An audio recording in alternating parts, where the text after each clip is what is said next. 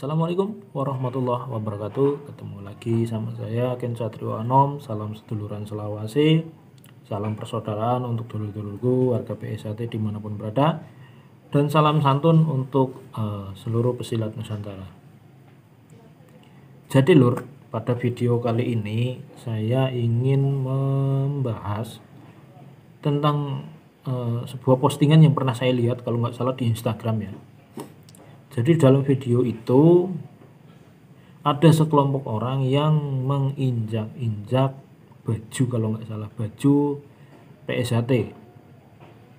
Nah, saya ingin menanggapi ini karena menurut saya ini sangat penting untuk diklarifikasi. Walaupun saya nggak berkepentingan, artinya saya bukan yang berkompeten, tapi saya setidaknya saya ingin menyampaikan ya.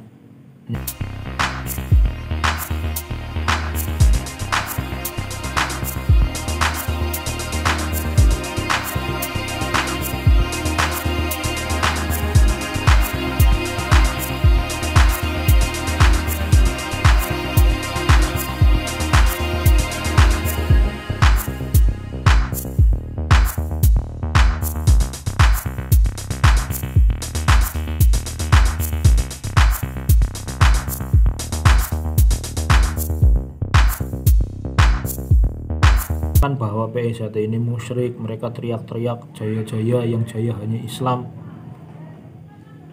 dan lain sebagainya ya.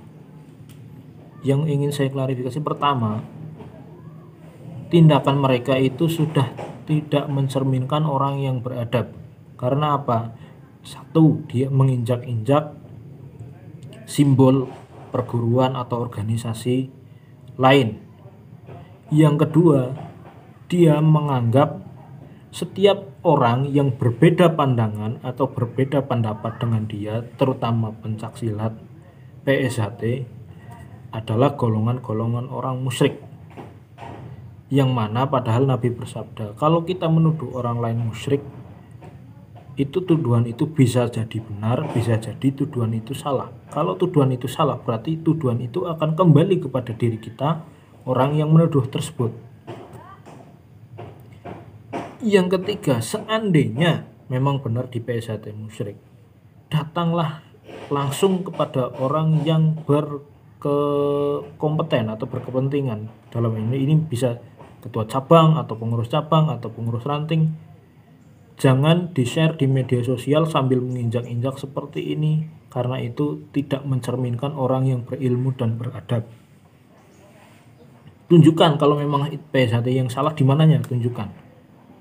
Dan nanti dari kita pun akan mengklarifikasi atau memberikan argumen, oh ini seperti ini seperti ini ya.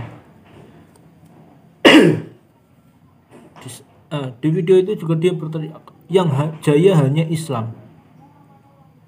Ya memang kita sebagai orang Islam meyakini bahwa yang jaya hanya Islam. Tapi mohon maaf, mereka yang di luar Islam atau non-Islam juga meyakini bahwa mereka juga benar. Ya. Yang ketiga adalah ketika orang itu menuduh PSAT ini musyrik, padahal mohon maaf, banyak dari kita yang anak pesantren, pondok pesantren ya, banyak kiai, ustadz, atau orang-orang yang punya ilmu agama tinggi lah. Dan tidak jarang dari mereka itu Islamnya mohon maaf mungkin lebih baik daripada orang yang mengatakan ini. Contoh, saya ambil contoh, mohon maaf, kalau saya dikatakan musyrik, ya mungkin saya pernah melakukan hal tersebut, tapi mohon maaf kalau di generalisir atau dikategorikan secara umum PSAT ini musyrik, mohon maaf, kita ambil contoh lah, banyak dari pelatih-pelatih kita, kalau di Palembang ada Ustadz Khair, ada Mbah Ling di Takran ya, pelatih saya sendiri pun orang pondok pesantren ya. Nah, yang saya pun berlatih PSAT ini di pondok pesantren ya, saya berlatih ini di pondok pesantren. Kalau memang PSAT itu musyrik, harusnya dari dulu PSAT itu tidak boleh masuk dalam pesantren atau masuk dalam lingkungan agama ya. Dan pendiri dari SH Setia Hati Eyang Surodiwiryo itu pernah mondok di Tebu Ireng.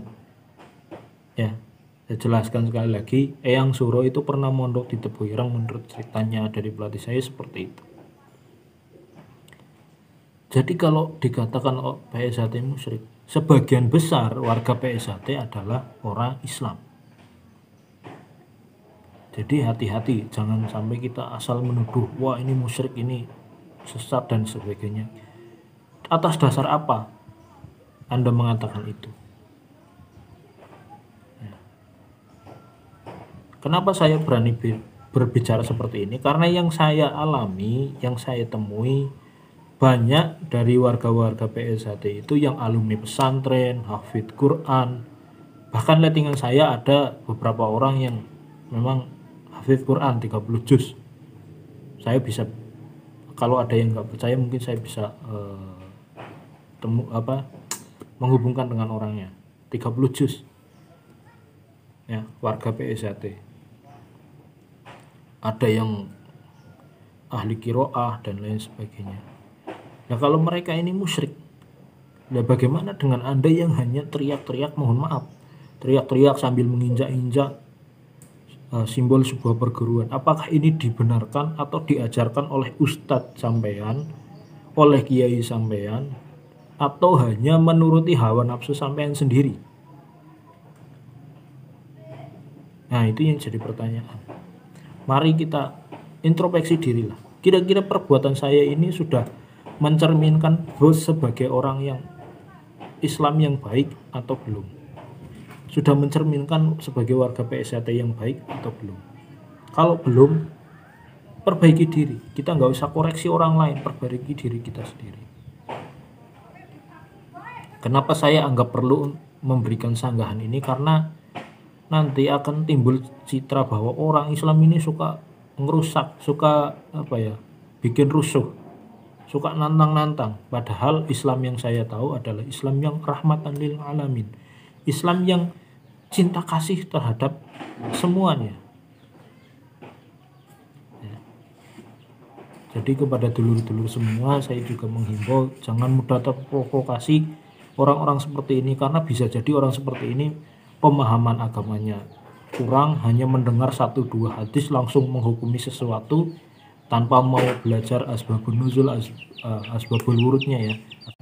Jadi seperti itu ya lur, kita harus bijak menanggapi sesuatu. Jangan mudah terprovokasi, cek faktanya, cek kebenarannya, apakah ini benar, apakah ini salah. Dan saya harapkan kepada dulur-dulur semua dan masyarakat pada umumnya untuk belajar agama yang betul dari sumbernya yang terpercaya. Jangan hanya dari Google, jangan hanya dari buku tanpa adanya guru. Ya, tanyakan kalau nggak ngerti tanyakan ke ustadz, tanyakan ke kiai. Jangan sampai kita menjadi dan dicap menjadi orang Islam yang radikal karena menganggap orang lain itu musuh. Ya, selain yang dari dia musuh.